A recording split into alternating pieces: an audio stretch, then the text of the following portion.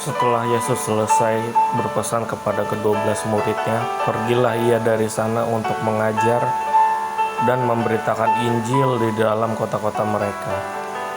Yohanes dan Yohanes Pembaptis. Di dalam penjara, Yohanes mendengar tentang pekerjaan Kristus, lalu menyuruh murid-muridnya bertanya kepadanya, "Engkaulah yang akan datang itu, atau haruskah kami menantikan orang lain?" Yesus menjawab mereka, "Pergilah dan katakanlah kepada Yohanes apa yang kamu dengar dan kamu lihat. Orang buta melihat, orang lumpuh berjalan, orang kusta menjadi tahir, orang tuli mendengar, orang mati dibangkitkan, dan kepada orang miskin diberitakan kabar baik. Dan berbahagialah orang yang tidak menjadi kecewa dan menolak aku." Setelah murid-murid Yohanes pergi, mulailah Yesus berbicara kepada orang banyak itu tentang Yohanes. "Untuk apakah kamu pergi ke padang gurun, melihat buluh yang digoyangkan angin kian kemari? Atau untuk apakah kamu pergi melihat orang yang berpakaian halus? Orang yang berpakaian halus itu tempatnya di istana raja.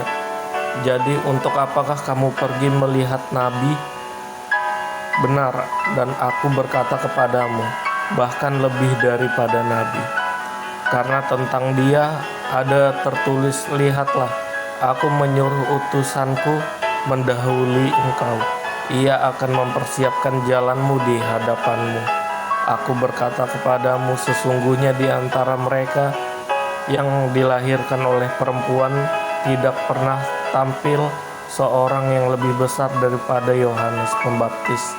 Namun yang terkecil dalam kerajaan surga lebih besar daripadanya.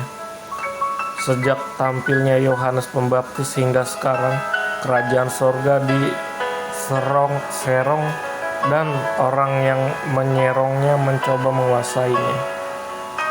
Sebab semua nabi dan kitab Taurat bernubuat hingga tampilnya Yohanes. Dan jika kamu mau menerimanya, ialah Elia yang akan datang itu. Siapa bertelinga, hendaklah ia mendengar. Dengan apakah akan kuumpamakan angkatan ini? Mereka itu seumpama anak-anak yang duduk di pasar dan berseru kepada teman-temannya, "Kami meniup seruling bagimu, tetapi kamu tidak menari.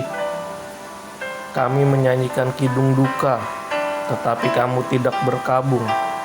Karena Yohanes datang, ia tidak makan dan tidak minum, dan mereka berkata, "Ia kerasukan setan." Kemudian Anak Manusia datang, ia makan dan minum, dan mereka berkata, "Lihatlah, ia seorang pelahap dan peminum, sahabat pemungut cukai dan orang berdosa." Tetapi hikmat Allah dibenarkan oleh perbuatannya. Yesus mengecam beberapa kota. Lalu Yesus mulai mengecam kota-kota yang tidak bertobat, sekalipun di situ ia paling banyak melakukan mukjizat-mukjizatnya. "Celakalah engkau, Korazim! Celakalah engkau, Betsaida! Karena jika di Tirus dan di Sidon terjadi mukjizat-mukjizat yang telah terjadi di tengah-tengah kamu, sudah lama mereka bertobat dan berkabung. Tetapi aku berkata kepadamu, pada hari penghakiman, tanggungan Tirus dan Sidon akan lebih ringan daripada tanggunganmu. Dan engkau, Kapernaum, apakah engkau akan dinaikkan sampai ke langit? Tidak, engkau akan diturunkan sampai ke dunia orang mati. Karena jika di Sodom terjadi mukjizat-mukjizat yang telah terjadi di tengah-tengah kamu, kota itu tentu masih berdiri sampai hari ini. Tetapi aku berkata kepadamu, pada hari penghakiman, tanggungan negeri Sodom akan lebih ringan daripada tanggunganmu. Ajakan Juru Selamat. Pada waktu itu berkatalah Yesus, "Aku bersyukur kepadamu, Bapa, Tuhan langit dan bumi. Karena semua itu Engkau sembunyikan bagi orang bijak dan orang pandai, tetapi Engkau nyatakan kepada orang kecil. Ya Bapa, itulah yang berkenan kepadamu.